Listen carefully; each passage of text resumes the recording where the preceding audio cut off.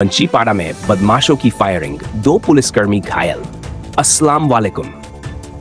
पश्चिम बंगाल के पंचीपाड़ा इलाके में बदमाशों ने पुलिस पर फायरिंग कर दी, जिसमें 2 पुलिसकर्मी घायल हो गए। ये घटना बुधवार को गोलपकार पंचीपाड़ा इलाके में हुई। बी-रोल। घायल पुलिसकर्मियों को अस्पताल ले जाते हुए घायल पुलिसकर्मियों की पहचान नीलकंठ सरकार और देवोन वैष्णव के रूप में हुई है। जानकारी के मुताबिक रायगंज से एक आरोपी को इस्लामपुर महकमा अदालत में पेशी के लिए लाया गया था, लेकिन फायरिंग के दौरान आरोपी को भी गोली लग गई। हम मामले की जांच कर रहे हैं कि गोली कैसे चली। फिलहाल घायल पुलिसकर्मियों और आरोपी को इस्लामपुर अस्पताल में भर्ती कराया गया है। दोनों पुलिसकर्मियों को उत्तर बंगाल मेडिकल कॉलेज रेफर कर दिया गया है। तनाव बना हुआ है। पुलिस मामले की गहन जांच में जुटी है। একটা ইনসিডেন্ট হয়েছে, একটা আন্ডার ট্রায়াল প্রিজনার। আমরা বাকি তদন্ত করে দেখছি। স্যার ফায়ারিংটা কার পিস্তল দিয়ে হয়েছে স্যার? কি হয়েছে? আমি পুলিশ অফিসার, 2জন পুলিশ অফিসারকে নিয়ে এসেছি। তো ওদের গুলি লেগেছে।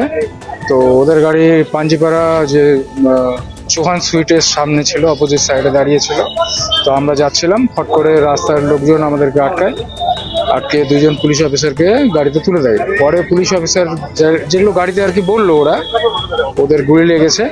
একটা পুলিশ অফিসারকে 2টো লেগেছে, একজনকে একটা।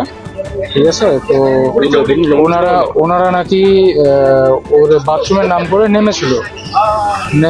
নামতে গিয়ে ওদের কাছে পিস্তল ছিল না ছিনিয়ে নিয়ে সেটা বলতে পারবো না আমি। তো ব্যাপারটা হচ্ছে তখন ওদেরকে গুলিবিদ্ধ হয়ে 2জন দাঁড়িয়েছিল, রাস্তার লোকজন জমা হয়েছিল। তারপরে আমার গাড়ি দেখে আটকালো, তারপরে গাড়ি থেকে তুলে দিল, তারপরে নিয়ে এসে এখানে পৌঁছে দিল।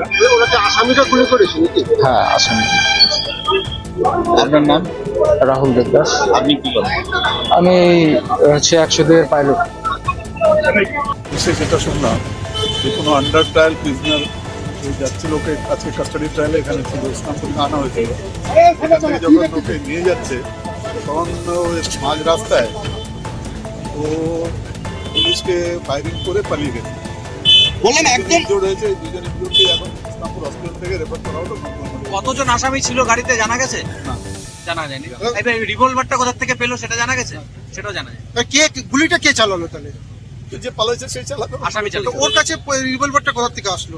নিশ্চয়ই রিভলভারটা কোথা থেকে আসছে, ওখানে গাড়ির মধ্যে কোনো না কোনো কারণে কোথা থেকে আসছে হয়তো। তো ওকে কি আমি যেটা দেখলাম যে 2জন ইনজুরি হয়েছে, 2জনই আছে পুলিশ কনস্টেবল, 2জন পুলিশ কর্মী, 2জন, একজন দেবেন বৈশ্য আর নীলকান্ত সরকার। 2জন ইনজুর্ড হয়েছে, 2জনকে মেডিকেলে পাঠানো হয়েছে। স্যার একজন এএসআই ছিল, একজন কনস্টেবল, এবং এটা হচ্ছে একদম ইসলামপুর গোয়ালপুরের সংযোগস্থল ইকরতলা এলাকাতে হয়েছে। প্রকাশ্য দিকবালকে কি বলবেন আপনারা? ঘটনাটা তদন্ত করলেই সব জানা যাবে গোটা ব্যাপারটা। আমি তো রিটার্ন আসছিলাম কানকি থেকে, তখন শুনে যেটা যতটুকু জানলাম সেটুকু আপনাদের পাস আবার করলাম। ঠিক, থ্যাংক ইউ স্যার।